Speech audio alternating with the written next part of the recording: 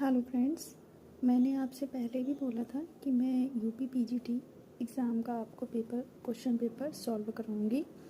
और जैसा कि जहाँ तक हमारे क्वेश्चन 13 तक हो गए थे, 14 क्वेश्चंस लास्ट ही मैं करा रही थी और वीडियो ओवर हो गया था, राइट।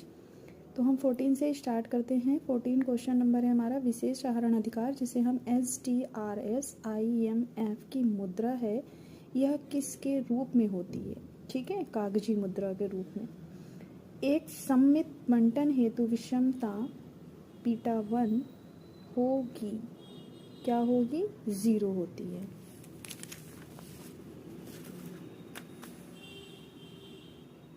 व्यापार चक्र का वर्णन करने के लिए त्वरक सिद्धांत का प्रयोग किया गया हिक्स द्वारा।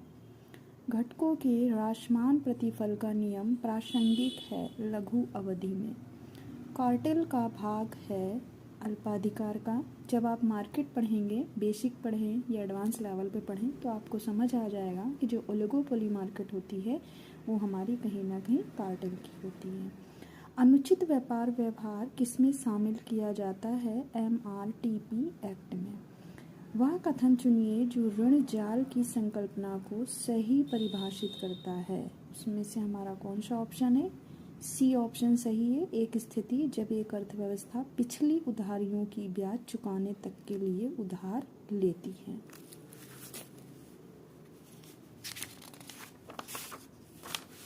नेक्स्ट क्वेश्चन है, मुद्रास्फीति के संबंध में सूची लागत संदर्भित करती है।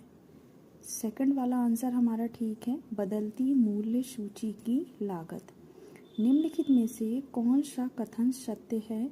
सेकंड ऑप्शन सही है, वैश्विक तापन पूर्णतया प्राकृतिक परिघटना है। प्रेबेशिंगर परिकल्पना संबंधित है, ये इंटरनेशनल इकोनॉमिक्स का एक टॉपिक है, जिसका आंसर हमारा सेकंड है, विकासशील देशों के व्यापार की शर्तों से। नेक्स्ट क्वेश्चन आ जाते हैं 24 क्वेश्चन। हाल ही में भारत ने अपनी राष्ट्रीय आय मापने की नई विधि अपनाई है। नई विधि करों को उत्पाद और उत्पादन में वर्गीकृत करती है। नीचे दिया कथन छांटिए जो करों के संबंध में सही है। तो इसमें हमारे जितने भी कथन हैं वो सभी सही है, पहला भी, दूसरा भी, तीसरा भी और चौथा भी। ठीक है, तो चलिए हम एक एक करके देख लेते हैं। दोनों कर उत्पादकों पर लगाए जाते हैं, जबकि उत्पाद कर चर है, उत्पादन कर निश्चित है। भू राजस्व, व्यवसाय कर, स्टैंप और पंजीकरण शुल्क भारत में उत्पादन करों के कुछ उदाहरण हैं। चौथा ऑप्शन है बिक्री कर, उत्पाद शुल्क, सेवा कर, आयात और निर्यात कर।